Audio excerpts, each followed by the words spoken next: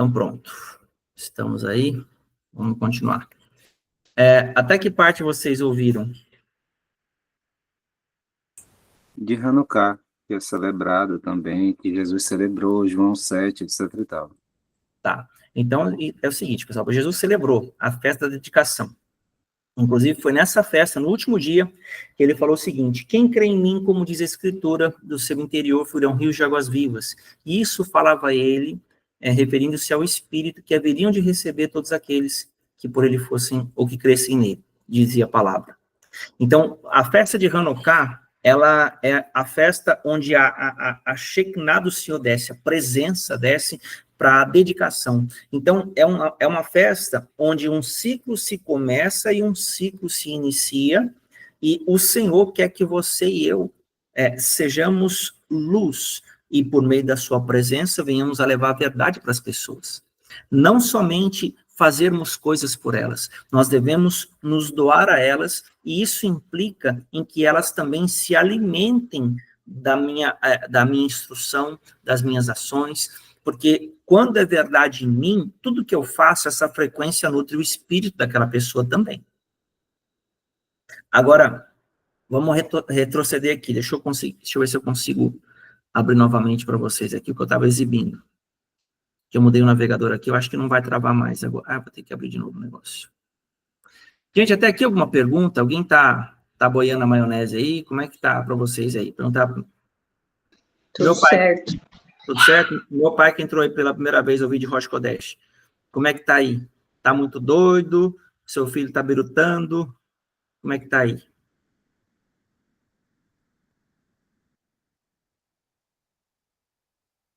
Tem que ligar o microfone.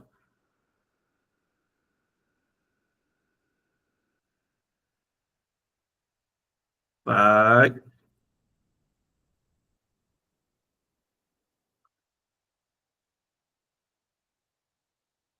Bom, então vamos seguir, gente. Não sei se ele está podendo falar. Você me chamou, Toninho, você me chamou?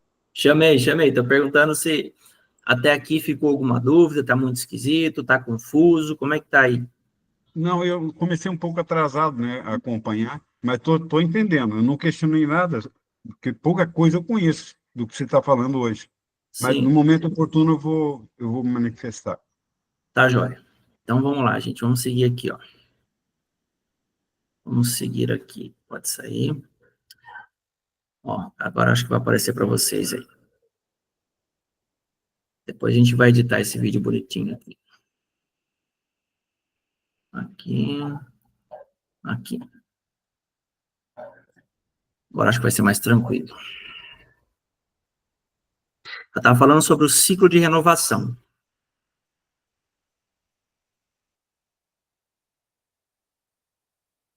Então, olha só o que nós temos. Olha só o que eu achei aqui, ó. Poxa, sumiu aqui. Olha que legal. Eles agora estão dando uma opção de eu poder mexer aqui, ó. Aqui, ó. Oxe, a bolinha tá num lugar, o negócio faz traço no outro. Tá aqui, ó. Não, beleza. Bom saber que dá para mexer nisso aqui. Então, pessoal, olha só. Nós somos o templo do Senhor, isso tem que ficar muito claro. E o tempo, as coisas, as ações, elas não têm o objetivo de mudar fora, ela tem o objetivo de mudar dentro. Quando Jesus me trouxe graça e nova natureza, ele não quis que eu fizesse coisas por ele, ele quis que eu me tornasse semelhante a ele. O objetivo da palavra de Deus não é que você seja bênção para os outros, é que você se torne a bênção e assim seja para os outros. Tá? A questão não é sobre ser útil, é sobre ser vivo, sobre ser filho. Então, tenha em mente que o Pai busca filhos para si. E nesse mês de Kislev, irmãos, onde o portal está aberto agora, qual é o objetivo do Senhor? Te proteger desse tempo reverso que está agora próximo a transicionar. Quando que transiciona, Tony? Transiciona-se exatamente no período em que muda o signo. Toda mudança de signo muda-se o trono. Muda-se o trono. Oi, a mocinha lá. Toda mudança de tribo, muda-se o trono. Ou melhor, de signo muda-se o trono. Então, a tribo que está adiante de nós, irmãos, nesse período, é a tribo de Benjamim.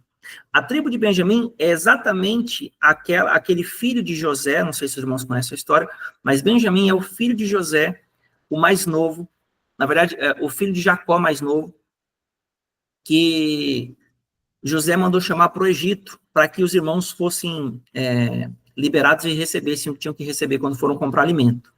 Então, o que eu quero dizer? Benjamim, ele é literalmente filho da mão direita, o nome o significado do nome, e ele tem uma bênção dobrada.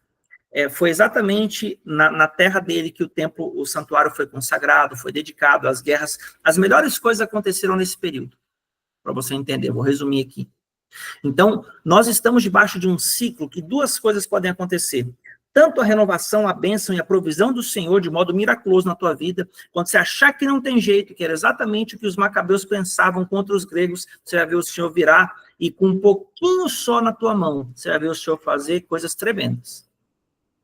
Tá? Seja de azeite, seja do que for, não interessa, o Senhor é contigo e você está andando alinhada com o tempo dele, e alinhado com o tempo dele, você pode ter certeza que toda a provisão vem, porque eu disse no começo, vou recapitular para vocês poderem acompanhar o raciocínio que entrou depois. Deus criou todas as coisas para serem supridas por intermédio da sua palavra.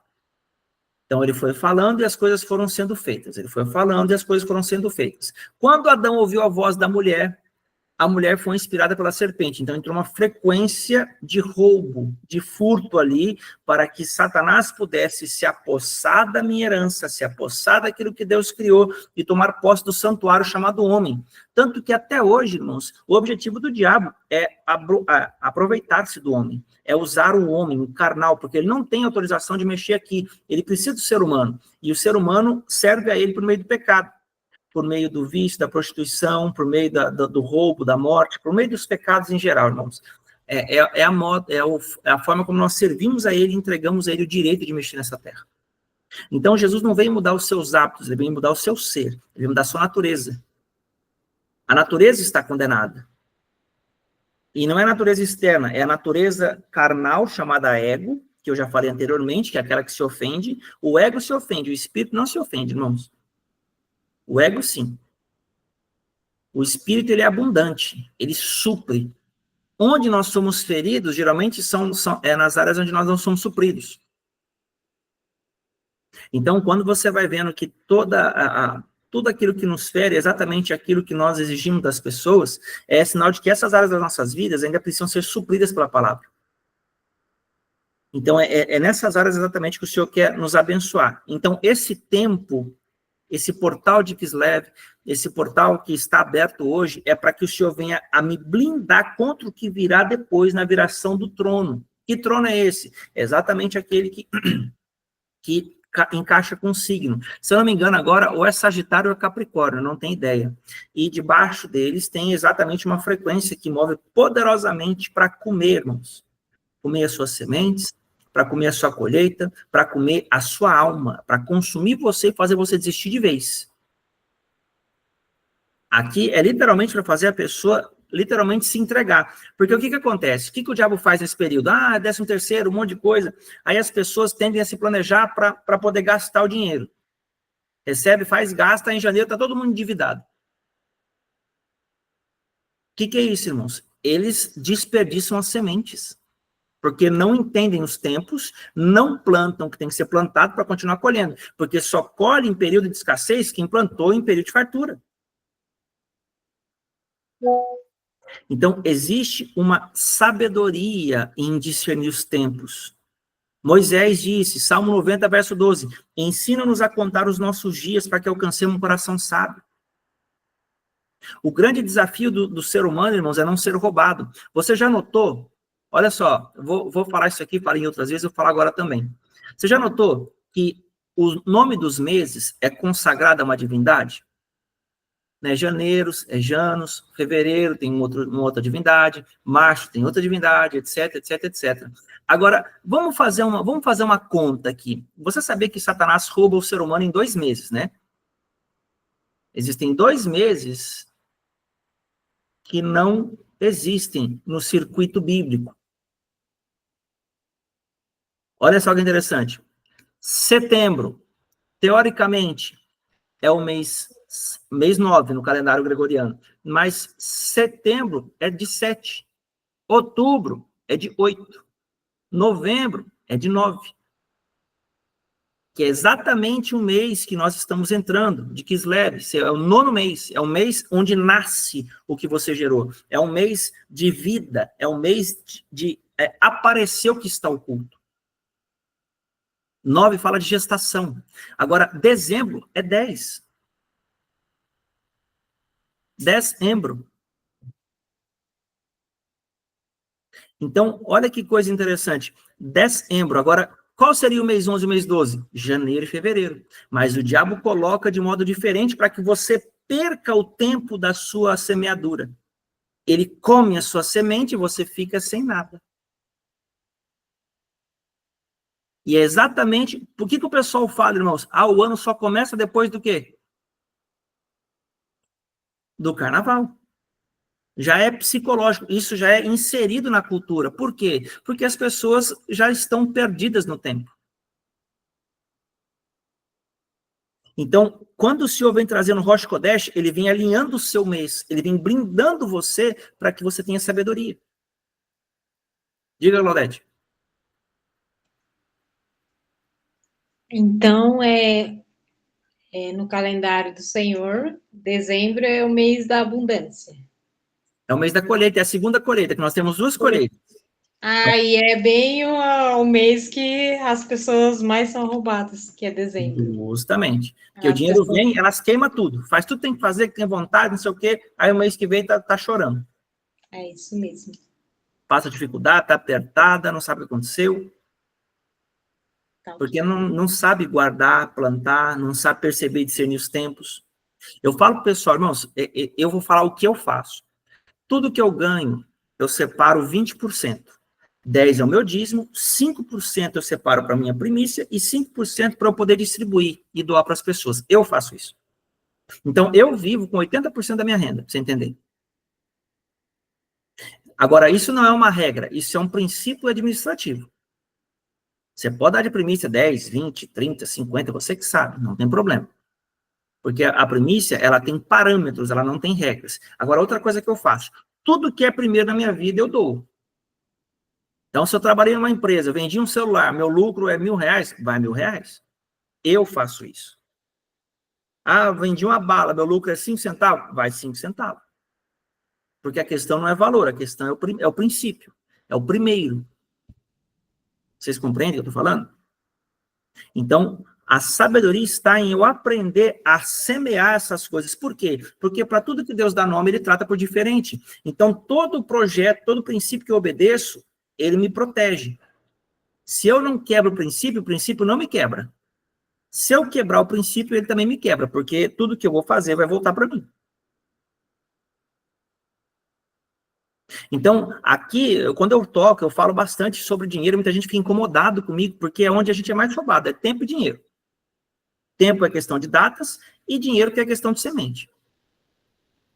Por que achar ruim, irmãos? Porque toda pessoa que tem dificuldade em falar dessas coisas, é porque o dinheiro não é dela, o dinheiro é da entidade que está por trás dela.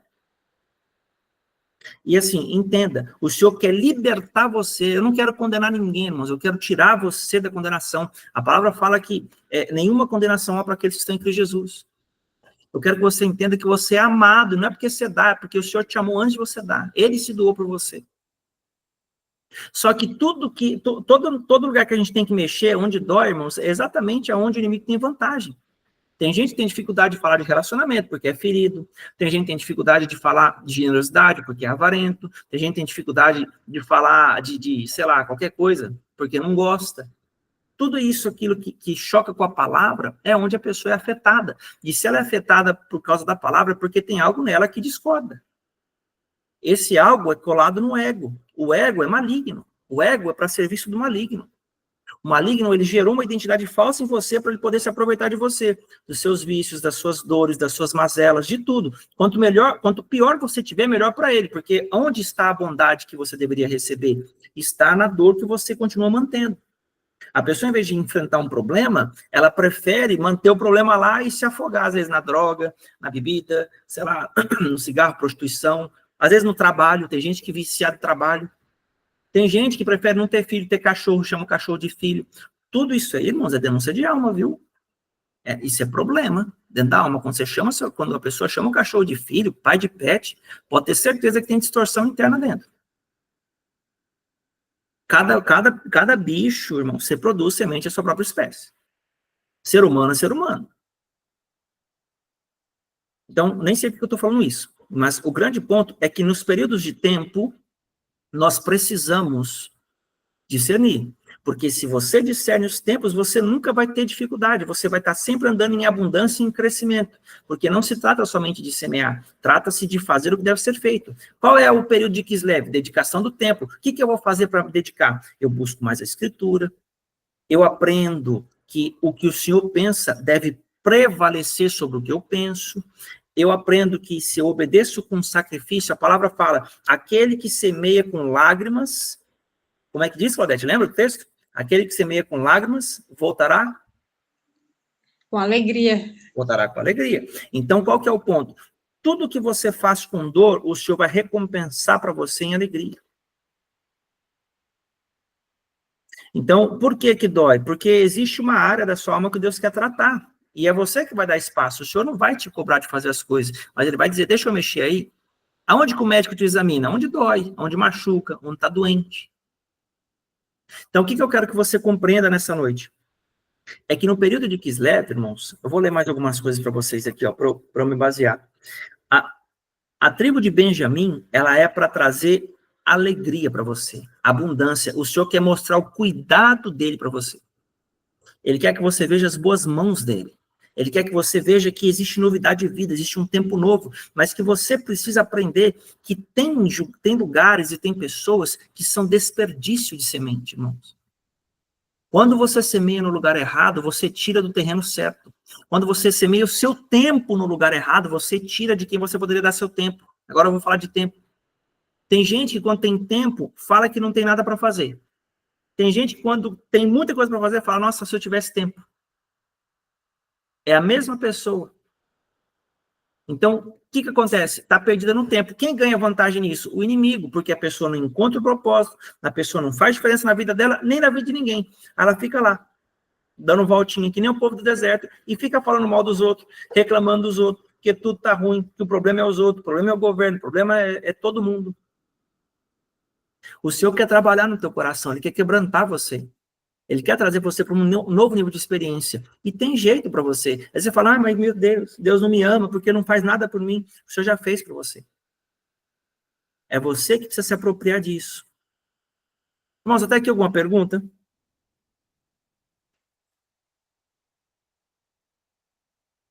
Sem perguntas? Está tranquilo? Eu vou seguir aqui. Outra coisa que é importante a gente saber, irmãos, é que o ministro hebraico, existe uma letra, irmãos, que libera para nós nesse período a bênção do mês. Assim como existe um trono, você já parou que tem signos, né, por tronos, por meses? Cada trono, ele é responsável por liberar uma frequência maligna para mexer nas suas emoções e para tirar você do propósito, para tirar você dos tempos do Senhor. Ele quer que você faça o que você quer e não o que precisa ser feito. Então, ele quer que você seja um menino e não um homem. Quer que você seja irresponsável, pensando no prazer, e não responsável, pensando nas vidas que contam com a sua vitória. Está cheio de gente esperando você vencer, você romper com as meninices interiores para receberem vida de você. E você é o único responsável de acessar as pessoas do teu propósito. Tem pessoas esperando por você, qualquer um que seja de nós aqui. Enquanto a gente não buscar essa vida em Deus, essas pessoas vão ficar sem, e no último dia o Senhor vai cobrar de nós. Cadê a vida A, B, C, D e E que tinha que estar aqui comigo? Ai, meu Deus, eu não sabia. Não vai ter boi. A gente tem responsabilidade, irmãos. Então, tenha em mente o seguinte, quando você tiver com dificuldade de obedecer ao Senhor e fazer o que Ele te pede, pense que tem vidas que estão contando com a sua obediência.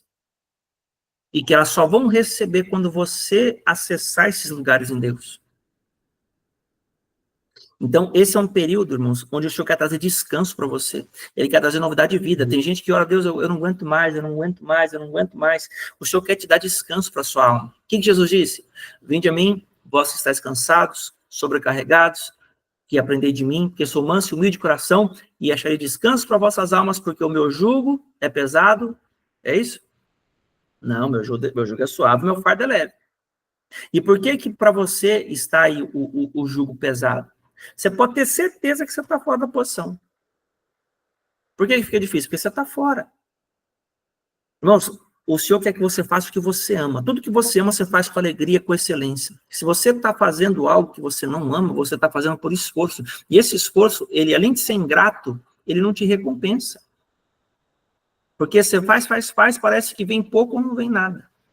Então, o Senhor quer ajudar você a enxergar o seu propósito, a sua identidade, porque você não vai ser mais amado por Deus pelo que você faz, nem menos pelo que você não faz, você já é amado. E o diabo quer fazer que você pense que você é o coitadinho de Jesus, e você não é. Não existe coitadinho de Jesus, irmãos. Deus não tem dó de ninguém. Ele não se move por lágrimas, ele se move por fé. Ele quer ver você romper. Ele quer ver você... O que é romper? É você fazer além da sua crença. Tipo assim, eu não acredito que isso vai dar certo. Que nem Pedro, né? Ele pescou a noite toda, aí Jesus fala assim, ó, joga a rede agora aqui, ó, do lado direito aqui, e joga a rede. Aí Pedro, um pescador nato, cara que já domina o mar, já sabe, já cansou de fazer o que fez, não conseguiu. Aí chega Jesus, agora não era nem pescador, né, dá um palpite para ele. O que ele fez? Ó, Senhor, eu pesquei a noite toda, mas por causa da tua palavra eu vou jogar de novo. Jogou, o que aconteceu? Pescou que o barco quase afundou. Então, o fato é que não é porque você sabe muito, porque você entende, porque você é o cara, não sei o quê, não sei o quê. Ouça a palavra. Larga de ser sabido. Ué, quem está falando aqui? Diga, Claudete. É engraçado isso, né? Porque o Senhor, ele sempre faz um milagre, né? Igual ele fez com Pedro. Depois ele pede para renunciar. Igual ele fez com Abraão. Deu o filho, depois pediu. Ele sempre vai pedir para nós renunciarmos, né? Aquilo que nós mais amamos. Exatamente. Aí entra a questão do sacrifício. E é aí que as pessoas não entendem. Elas acham que sacrifício é que nem na Igreja Universal. Você tem que dar para Deus te abençoar e acabou. Não é sobre abençoar, é sobre Deus purificar sua crença. Porque eles não ensinam isso lá, porque talvez não saibam. Mas todo sacrifício é a remoção de um ídolo do seu sistema de crença. Todo sacrifício é a remoção de um ídolo do seu sistema de crença. Você fala, Tony, mas como assim? Por que uma coisa é tão difícil de fazer para uns e para outros não? Vamos pegar aqui, ó. Por exemplo, eu conheço pessoas muito generosas que se pudesse arrancava a roupa para dar para o outro. Ficava sem. Mas eu conheço gente que não dá nem um copo d'água. E tem, viu? E tem condição aí de dar. Por quê? Por que pode uma pessoa que tem pouco ser generosa e a pessoa que tem muito não ser? Como é que pode? É meio sem sentido. É porque o que está por trás de um e está por trás de outro é outra coisa. É outra coisa. Quer falar, Libre?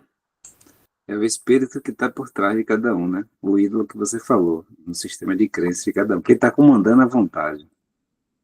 Justamente. Então, o que acontece? Chega lá o capiroto, o cramunha, né? O tinhoso, ele fala assim, se você fizer isso aqui, vai te faltar. Faz tempo que você faz, ó, Deus não vai te ouvir. Você pode ter certeza que não vai. Aí, ó, você está passando prova, faz tempo que você faz isso, você faz aquilo, não sei o quê, nada acontece. Você acha que Deus está ligando para você? Você está fazendo errado, ó, ali está com problema. Ele vai vir com o quê? Por quê? Ele precisa te convencer que suas emoções são verdadeiras, e aí você já viu que às vezes você se pega pensando, parece que tem uma outra voz pensando na sua cabeça, não é você. Parece que está aqui e você fala, nossa, é mesmo. É mesmo. Como se você estivesse concordando com alguém.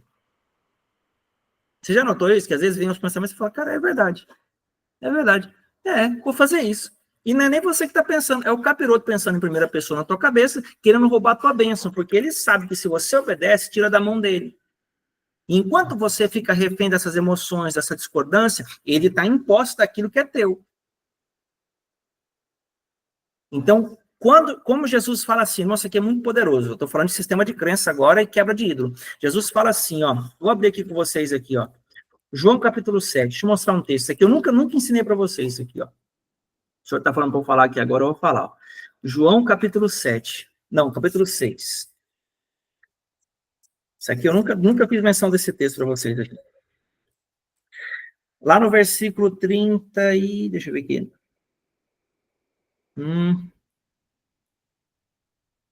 Cadê? Oh, esse aqui é o 4. É o 6. Não estou achando. Aqui, ó. Olha o que diz o versículo 30 e... João capítulo 6, versículo 34, ó. Então lhe disseram, Senhor, dá-nos sempre desse pão. Declarou-lhe Jesus, eu sou o pão da vida. Quem vem a mim jamais terá fome, e o que crê em mim jamais terá sede. Porém, eu já vos disse que, embora me tenhais visto, não credes. Todo aquele que o Pai me dá, esse virá a mim. E a quem vem a mim, de modo nenhum lançarei fora. Porque eu desci do céu, não para fazer a minha própria vontade, e sim a vontade daquele que me enviou. E a vontade daquele que me enviou é essa, que nenhum eu perca de todos os que me deu. Pelo contrário, eu ressuscitarei no último dia. De fato, a vontade do meu Pai é que todo homem que vira o Filho e crê tem a vida eterna, e eu o ressuscitarei no último dia. Não é esse verso aqui, é antes. Não é o antes. Espera aí, eu já vou achar ele para vocês. Nossos feitos... Deixa eu ver se está aqui. É sobre fazer a obra de Deus. É 6:37, não é? Não, 36.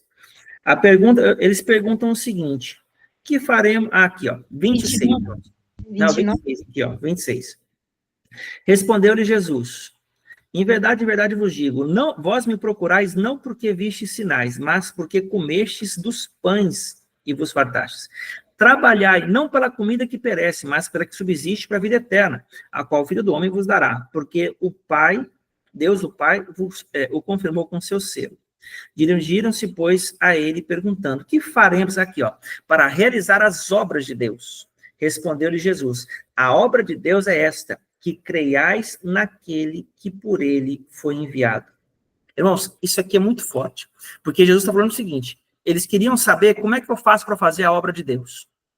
Aí Jesus fala, a obra de Deus é que creiais naquele que por ele foi enviado. Então, vou fazer uma pergunta. Qual a diferença, eu já falei sobre isso, qual a diferença sobre fé e sobre crer? Alguém pode falar para mim, por favor?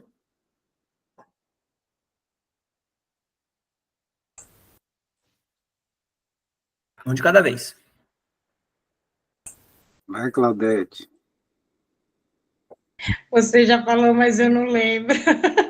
Boa noite. Você já falou sobre isso, mas eu não lembro. Ninguém arrisca? Eu Qual a acho diferença que entre fé e crer? crer, na verdade, é você estabelecer uma racionalidade dentro do seu conhecimento, sei lá, pode ser humano, entendeu? Então, você pode crer em algo espiritual ou algo não espiritual. Isso é uma crença. Agora, fé é a energia, é a vida de Deus que vem através da palavra e manifesta tudo aquilo que você, às vezes, nem crê, mas se torna real, entendeu? Então, acho que é muito mais profundo e verdadeiro. É por aí. Gente, o livro diz com as palavras dele, mas é por aí. Eu só É quero... ter a certeza. Sim, É ter a certeza que vai acontecer. Já crer que vai acontecer. A certeza. Eu vou falar isso aqui para vocês aqui. Isso aqui vai ser um divisor de águas se vocês gravarem isso aqui. Né? Quem quiser anotar, anota. Primeira coisa, fé, ela é um substantivo. Vamos para a gramática. Crer é um verbo. Então, olha que interessante. A fé, ela é a ideia de Deus. O crer é o movimento que eu dou a essa ideia. Então, a fé é para dentro, o crer é para fora. Simples assim. Agora, olha que interessante. João capítulo 7, olha aqui o versículo, deixa eu ver aqui. João capítulo 7, lá no verso 38, olha só o que diz aqui, ó. João capítulo 7, versículo 38. Quem crer em mim, como diz a Escritura. Então, olha só, existe um jeito de crer diferente da Escritura. Quem crê em mim, como diz a Escritura, do seu interior fluirão rios de águas vivas. E isto ele disse com respeito ao Espírito que haviam de receber os que nele crescem, pois o Espírito, até aquele momento, não fora dado porque Jesus ainda não havia sido glorificado. Então, olha que coisa interessante. Quem crê em mim, como diz a Escritura. Então, Jesus ele foi enfático aqui, taxativo. É como diz a Escritura. Quando eu tenho um sistema de crença embasado na palavra, mas separado do Espírito, eu não tenho vida, eu tenho informação. Logo, eu tenho uma cabeça larga e uma alma encolhida. Eu consigo criticar, eu consigo falar mal, eu consigo apontar o caminho, mas não consigo salvar ninguém. Agora, crer, que é, lembra? Fé é o substantivo, crer é o verbo. A fé é um pensamento de Deus. A mente de Cristo é a dimensão da fé de Deus. É tudo que Deus pensa. Para você entender. Então, Deus ele é composto de fé. Para você entender aqui. Então, quando Deus fala de fé, ele está falando que eu preciso pensar como ele pensa. Só que pensar como ele pensa implica em manter-se na Escritura. Quem crê em mim, como diz a Escritura. Então, até para fazer o que Deus fala, eu não posso transgredir para jogar esse poder para fora. Porque tem gente que acha que, por exemplo, vamos pegar Abraão. Deus prometeu para Abraão que ia dar um filho. Deus demorou para fazer. Aí chega a esposa dele. Ó, pega a minha serva ali, porque vamos dar uma força para Deus aqui, que ele está com dificuldade, né, de fazer alguma coisa por mim aqui. Vamos, pega aí a minha concubina, a minha serva, né, deita com ela lá e a criança vem para nós e eu vou ficar feliz nela. Irmãos, o que Sara fez? Ela permitiu que uma transgressão, embora não houvesse a lei revelada para eles naquele tempo, mas ela permitiu que uma transgressão viesse a trazer a promessa de Deus para ela. Ou seja, ela gerou Ismael. Ismael, irmãos, é um símbolo de uma pessoa que quer forçar a bênção de Deus fora do tempo. Vou repetir. Ismael é a personificação de uma pessoa que quer forjar, ela quer ajudar a Deus a fazer as coisas fora do tempo. Aí o que Deus fala para Abraão depois? Lá na frente. Deus fala assim, eu quero que você me dê o teu filho, o teu único filho. Ismael veio antes de Isaac. Só que Deus falou que Abraão só tinha um, Deus só reconhecia um, que foi o que ele prometeu. Ismael era filho de Abraão, mas Deus não escolheu ele para ser filho da promessa. O que aconteceu? Chegou um dia que Deus falou assim, ó, despede a serva junto com o filho. Manda embora. Ou seja, todas as vezes que eu começo um projeto fora do tempo de Deus, vai chegar uma hora que o Senhor vai mandar largar ele. Vai mandar ele embora. Porque era a coisa certa, mas não no tempo certo. Então vai chegar uma hora que Deus manda eu parar. Ele permite até um tempo, agora eu vou ter que renunciar. E detalhe, depois que Deus me deu um, Deus ainda me pede o outro. Que é o que a Cláudia está falando.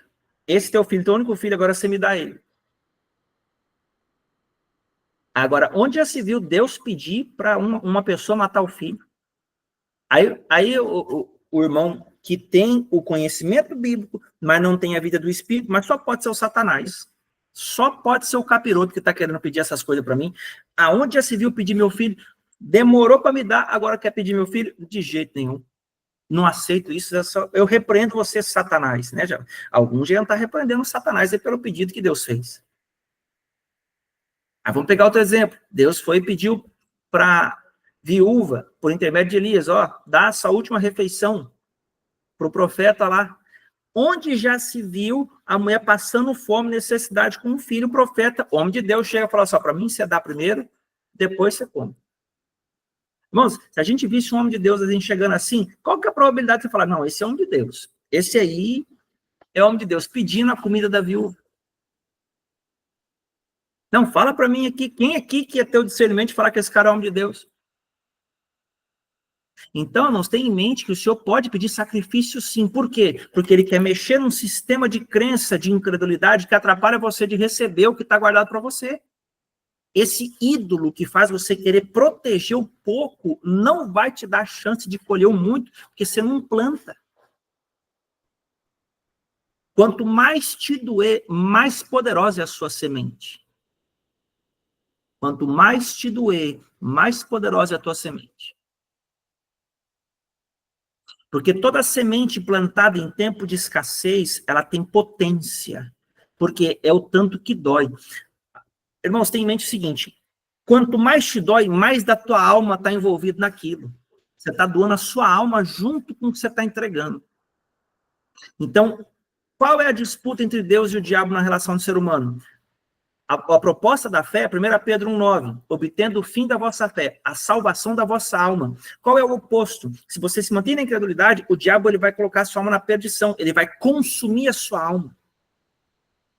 Então, quando você entrega ao Senhor, ele vai te devolver não somente uma alma sarada, mas uma alma abundante, enquanto o diabo ele traga por inteiro as dores, os medos, as inseguranças, e faz você se tornar chato, avarento, complicado, murmurador. Vocês entendem, irmãos? Fala, Lívia. É isso. Eu percebo o seguinte, do que você falou, Deus fala, né? A palavra dele corre e volta, com propósito executado. Se não voltou, é porque está emperrado, tem ídolo. Pronto. Se a mulher do rapaz, esqueci o nome dele agora. Ismael. Não, se a mãe de Ismael, né? A mãe não, que na verdade é a mulher que deu a voz para poder estar com a serva. Ah, não, é Sara. Abraão, Se Sara, Sara, que é a mulher de Abraão, deu a voz, ela está obedecendo a quem? Ao maligno. Se executou e aconteceu, a obra de quem? Do outro. Então, se você antecipa ou você atrasa, é porque em você existe algo que está emperrando. É um ídolo. É o que você está falando, é um sistema de crença. Se a fé não é o suficiente para destruir esse sistema de crença, é porque está emperrado alguma coisa ali. Então, é preciso que a gente também faça a força do nosso lado e deixe, né, a voz de Deus, a fé, fazer o trabalho dela, que é nos libertar. Entendeu? Então, eu entendi dessa forma do que você está falando aí. Mas exatamente isso aí. Porque, no final das contas, a nossa alma ela é um mapa. Ela é um mapa e existem geografias. Para cada fruto do Espírito, existe uma correspondência carnal. No fruto do Espírito, a vida, na obra da carne, a morte. O Espírito de Deus ele vem para trazer restauração. Então, ele vai devolver para você a alegria nas áreas que você foi roubado. Em cada ciclo, tem uma renovação em cada área da tua vida. Então, o Senhor quer devolver. O tempo em Deus, ele é devolutivo. O tempo sem Deus, ele traga, ele consome, ele é consumidor. Então, irmãos, ó para você ver, né? Eu queria ter falado um monte de coisa aqui, eu não estou falando nada dos tempos que eu queria ter falado para vocês aqui, mas o Senhor está guiando. O que eu quero dizer para vocês aqui, ó? Uma coisa que é interessante, que eu vou quebrar o assunto rapidinho. O ministro desse mês é o ministro Samek, é o Samer, né, que fala. Ele significa sustentar ou incluir.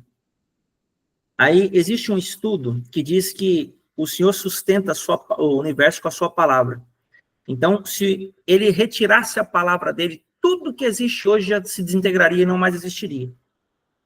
Então, irmãos, o que a gente tem que entender? É que o Senhor não somente ele quer sustentar minha vida, mas ele quer cobrir e ele quer incluir renovação no meu santuário. E o santuário é aqui. Ele quer que você seja superabundante. Ele quer que você seja transbordante. Ele quer que você seja renovado. Ele quer que você veja a sua família do jeito que se idealizou, o seu trabalho do jeito que se idealizou, a sua saúde do jeito que se idealizou, tudo. Ele quer que você veja assim. E o desafio dele é colocar isso na sua cabeça, porque a fé é a ideia. Se você não tem a ideia e você não consegue ver, tudo que você reproduzir é pautado numa dimensão que vai contra a tua vida. Por melhor que você faça, por exemplo, vamos pegar aqui, se você... Eu vou tomar cuidado com o que eu vou falar aqui, porque eu posso ser mal entendido. Se você fala assim, eu quero emagrecer. Aí você fala, eu vou parar de comer pão. Tudo bem, você parou de comer pão. Só que você come lá macarrão, você come lá pizza, come lá coxinha. Você vai emagrecer? Porque você parou de comer pão? Não vai. Ah, mas a nutricionista falou que eu não podia mais comer pão.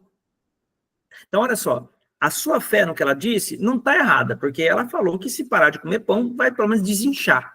Só que você não está obedecendo como diz a Escritura, ou seja, como diz a liturgia. Você tem que reduzir a massa e tem que comer na hora certa. Então, se a pessoa faz a coisa certa da forma errada ou abdicando de outras coisas, ou melhor, abdicando de não fazer outras coisas, ela não vai atingir o objetivo e ela vai ficar dando murro em ponta de faca. Ela vai achar que está fazendo bem, mas está fazendo mal mesmo assim. Vocês entendem que tem uma coisa a favor e várias contra? Vocês compreendem o que eu estou falando? Então, é esse o ponto. Então, eu preciso, a palavra fala, não deixai-vos de congregar, como é costume de alguns. Se eu posso congregar, eu preciso congregar. Eu preciso estar ouvindo a palavra, eu preciso estar exposto a isso. Porque uma coisa é isso aqui, ó. Outra coisa é o presencial. Se você não pode, é uma coisa, mas se você pode, aí você não pode abrir mão dessas coisas, porque você está sendo furtado e está furtando, porque às vezes Deus quer usar a tua vida. Nem tudo, irmãos, é sobre nós, viu? Tem coisas que você vai em alguns lugares, não é por sua causa, não. Talvez você vai se dar mal lá, mas alguém vai se dar bem porque você foi. Então, essas leituras, elas não são óbvias, mas você só vai perceber quando você obedecer. Porque não é sobre nós as coisas, é sobre ele. O que ele decide, o corpo responde, porque é o pensamento dele.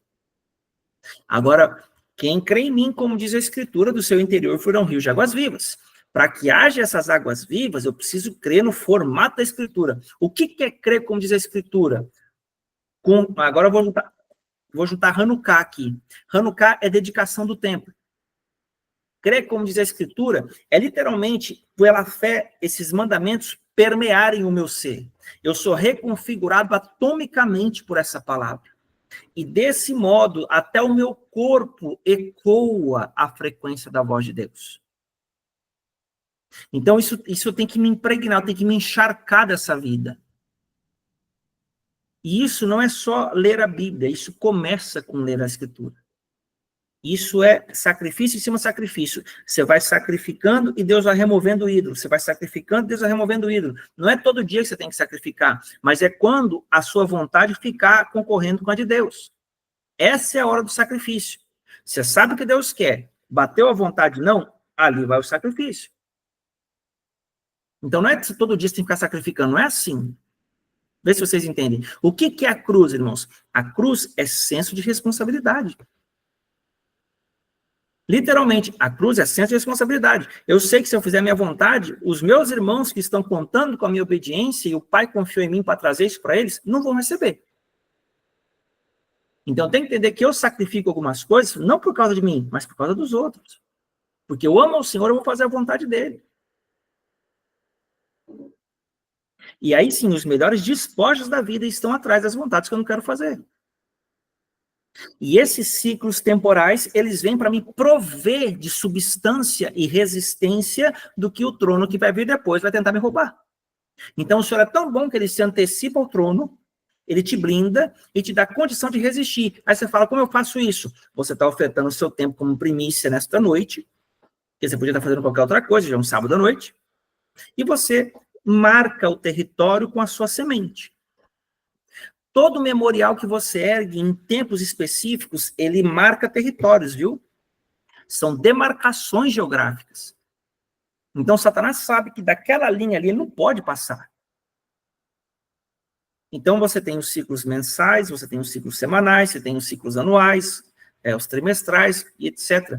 Se você vai fechando isso, você vai montando territórios. E a palavra diz que são ciclos expansivos. Daqui a pouco você vai abrindo mais, que vai abrindo mais, que vai abrindo mais. E aí o que acontece? Toda essa área que você demarcou, ela vai ser a expansão do teu espírito. Então você vai acessar longe pessoas que não estão perto.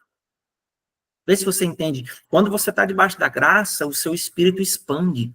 Quando você está entendendo isso, ele vai até onde o Senhor permite, até onde você conquistou. E isso não pode ser parado, porque está juridicamente correto. Você está debaixo das leis.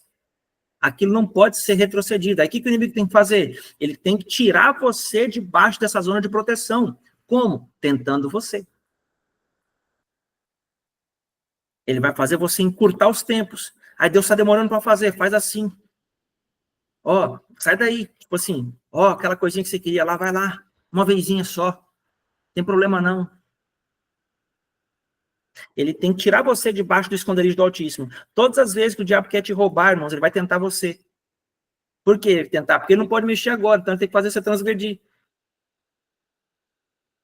Se você transgride, ele fala, agora vai. Pum, ele vem com os dois pés no teu peito, assim, você capota, não sabe por quê. É uma vezinha só. Então, nesse período, o Senhor quer nos blindar. E a Escritura nos diz o que fazer em determinados tempos. Alguém pode abrir para mim? Eu já estou caminhando para a ceia, irmãos, para a gente finalizar aqui esse tempo. Alguém pode abrir para mim Ezequiel 44, verso 30? E uma outra pessoa, por gentileza, Números capítulo 10, versículo 10. Até aqui alguma pergunta? Vocês estão sendo abençoados, irmãos? Eu estou falando aqui, tá? Beleza. Olha lá, ó. O que está escrito aqui? O livro colou aqui, ó.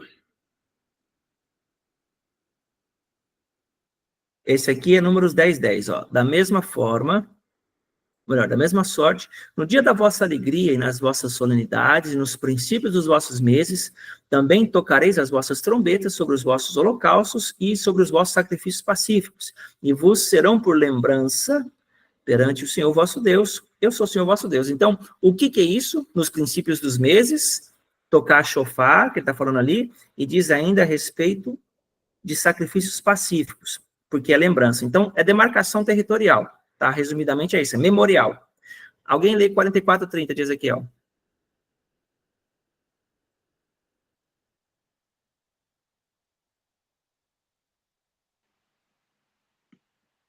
Então, deixa eu abrir aqui. Pode ler? Pode. O melhor de todos os primeiros frutos e de todas as contribuições que ofertares será de propriedade dos sacerdotes. Dará, pois, a eles a primeira porção da tua refeição, de massas, cereais moídos, a fim de que haja bênção sobre as vossas casas. Na hora que é interessante. Qual que é a finalidade da primícia? Alimentar o sacerdote e a bênção repousar sobre a casa.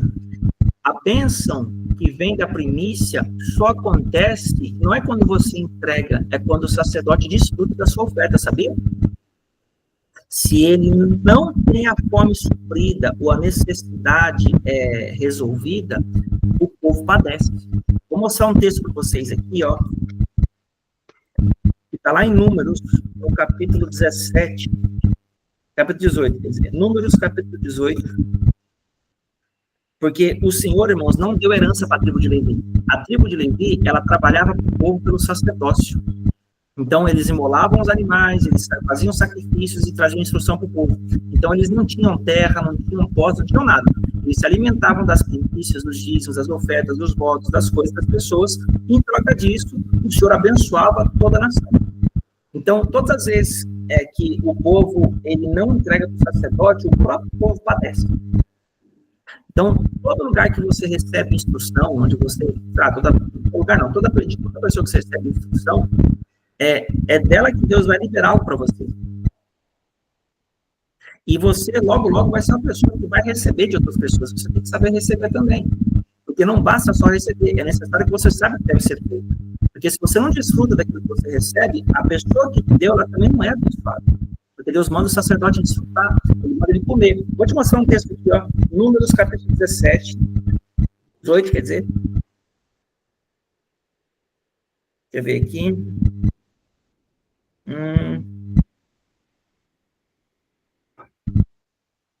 Aqui, ó, verso 8, tá? Números 17. Não, como eu vou ler a partir do 6, ó. Eis que tomei vossos irmãos, os levitas, do meio do filho de Israel, são dados a vós outros para o Senhor, para servir a tenda da congregação. Mas tu, teus filhos contigo, atendereis ao vosso sacerdócio em tudo concernente ao altar, e ao que estiver para dentro do véu. Isto é vosso serviço. Eu vos tenho entregue o vosso sacerdócio por ofício como dádiva, porém o estranho que se aproximar morrerá. Disse o Senhor mais a Arão: Eis que eu te dei o que foi separado das minhas ofertas, com todas as coisas consagradas dos filhos de Israel. Dei-a por estatuto perpétuo, como porção a ti e a teus filhos. Isto terás das coisas santíssimas, não dadas ao fogo, todas as suas ofertas, com todas as suas ofertas de manjares, com todas as ofertas pelo pecado, com todas as suas ofertas pela culpa, que me apresentarem, serão coisas santíssimas para ti e teus filhos. O lugar santíssimo o comerás. Todo homem comerá, ser-te-á santo, também isso será teu. A oferta das dádivas, com todas as suas ofertas movidas dos filhos de Israel, a ti, a teus filhos e tuas filhas contigo, dei-as por direito perpétuo, tudo que estiver limpo na tua casa, todo que estiver limpo na tua casa comerá. E aqui ele vai continuar desenrolando. Então, o grande ponto, irmãos, é que o sacerdote precisa desfrutar e se alimentar daquilo que você entrega. Então, se há uma igreja onde o sacerdote não é mantido, a igreja entra debaixo de maldição, porque a primícia é para fazer o quê? Fazer repousar a bênção na casa. Números, capítulo 10, verso 10. Agora eu estou lendo Números 18. Lê o capítulo todo, eu estou resumindo aqui porque é muito assunto. Então, o Senhor ordena comer. E tem época, você vê, vou usar um termo brasileiro. Sabe o que eles faziam lá, irmãos, no altar do sacrifício? Churrasco. Porque a oferta era queimada no fogo. Então, o Senhor é churrasqueiro, irmãos. Ele gosta de queimar uma carne. E o sacerdote também gosta de queimar uma carne. Pra você entender aqui. Estou brincando aqui agora. Então, o fato é que os animais eram mortos e eram queimados na churrasqueira, no altar de sacrifício. Então, Deus fazia churrasco. O sacerdote comia churrasco. Fora as outras coisas todas. Amém por enquanto, irmãos? Vamos passar para a ceia?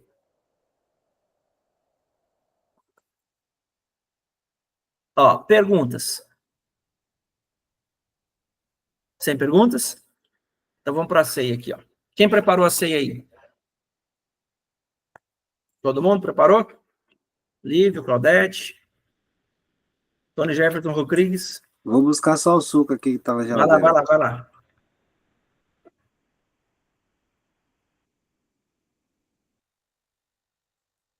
Tudo que Deus dá nome na Escritura, ele trata por diferente.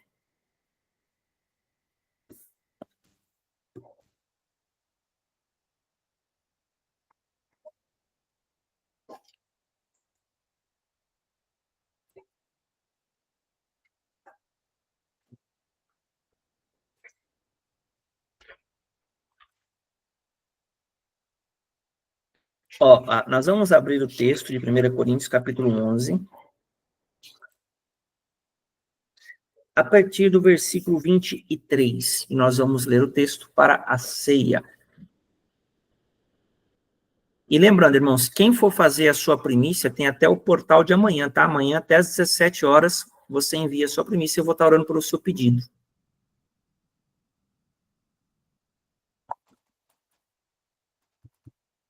Certinho, Lívio? Irmãos, primeira carta aos Coríntios, capítulo 11, verso 23, diz assim: Porque eu recebi do Senhor o que também vos entreguei.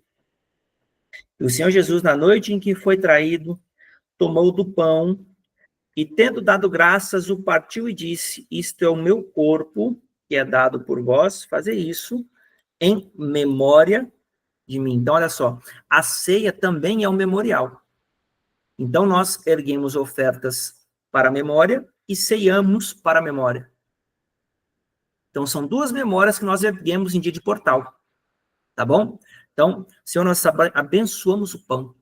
E a tua palavra diz que Yeshua, ele é o pão da vida, e ele tomou sobre si as nossas enfermidades e as nossas dores, e pelas suas pisaduras nós somos sarados. Então nós recebemos essa graça, essa comunhão contigo, e nós participamos do teu corpo, porque nós aguardamos a tua vinda. Em nome do Messias, eu quero abençoar esse pão e ceiar com os meus irmãos e contigo. Amém. E graças a Deus. Pode ceiar, irmãos.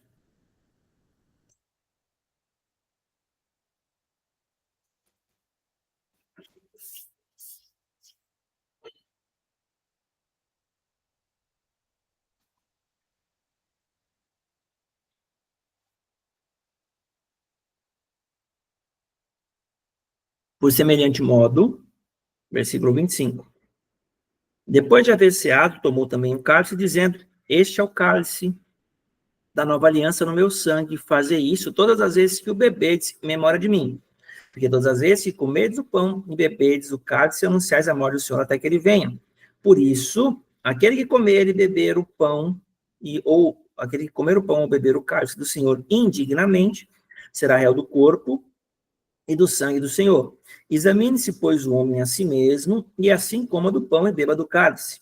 Pois quem come e bebe, sem discernir o corpo, come e bebe juízo para si. Eis a razão, porque há entre vós muitos fracos e doentes, não poucos que dormem. Porque se nós julgássemos a nós mesmos, não seríamos julgados. Mas, quando julgados, somos disciplinados pelo Senhor, para não sermos condenados com o mundo. Então, olha só, o que é examinar a si mesmo e assim comer, e o que é indignamente? Literalmente, você vai ceiar e o próprio Senhor vai julgar você por dentro. Ele vai avaliar, ele vai te julgar, porque se nós julgássemos a nós mesmos, não seríamos julgados por ninguém. Então, não é você decidir se vai ceiar ou se não vai. Você ceia e o Senhor julga. E ele coloca as coisas no lugar. Porque aqui, ó, nesse cálice, pode estar a cura para a sua saúde. Aqui, na verdade, está, né? A cura para a sua saúde, a cura para a tua alma, o milagre que você precisa, o rompimento, a restauração, a esperança, a vida. Tudo que você precisa está depositado nesse cálice. É o sangue do Messias. Isso aqui, irmão, simbolicamente você está bebendo. Mas no reino espiritual isso está acontecendo de verdade. Tá? Então, isso aqui é mais do que um símbolo, é uma memória, uma verdade. Tá bom? Então, nós vamos abençoar e vamos beber do cálice juntos. Senhor, em nome de Jesus, eu quero abençoar esse suco de uva, porque o Senhor derramou o teu sangue sobre nós. Obrigado porque é o sangue do perdão, o sangue da justiça, o sangue da reconciliação, o sangue que nos torna mais alvos que a neve, porque o Senhor tomou sobre si as nossas enfermidades e dores e pelas suas pisaduras nós somos sarados. Senhor, que haja prosperidade, que haja manifestação de justiça, libertação, que haja quebrantamento, que haja, Senhor, transformação, que o Senhor venha a nos corrigir, porque nós somos teus filhos e precisamos da tua graça. Executa em nós a tua vontade e entrega a nós a vitória de hoje, que nossos corações sejam consolados, purificados, fortalecidos por causa do sangue do Mashiach e que o perdão do Senhor repouse sobre nós. Muito obrigado, Senhor, porque é grande a tua misericórdia. Nós abençoamos e ceiamos agora em nome de Jesus. Amém. E graças a Deus. Pode ceiar, irmãos.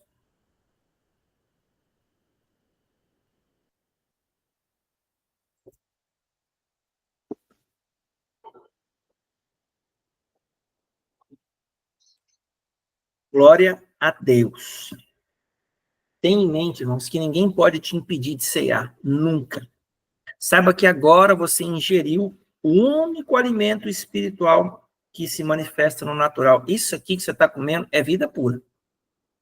Mas você pode ter certeza que daqui para frente o Senhor já está intervindo no seu favor e que você começará a experimentar outras coisas. O Senhor vai derramar conhecimento sobre a tua vida, graça, revelação, libertação, esse cansaço, essa opressão, essa dificuldade, esse senso que você está hoje, de que não tem jeito, hoje cai por terra na tua vida, em nome de Jesus. Você rompe hoje e você contará as maravilhas do Senhor. Amém, irmãos? Amém? Alguma pergunta para a gente finalizar aqui? Algum comentário? Alguém quer dizer algo? Está sentindo algo diferente? Aproveita para falar agora que nós vamos orar e finalizar aqui.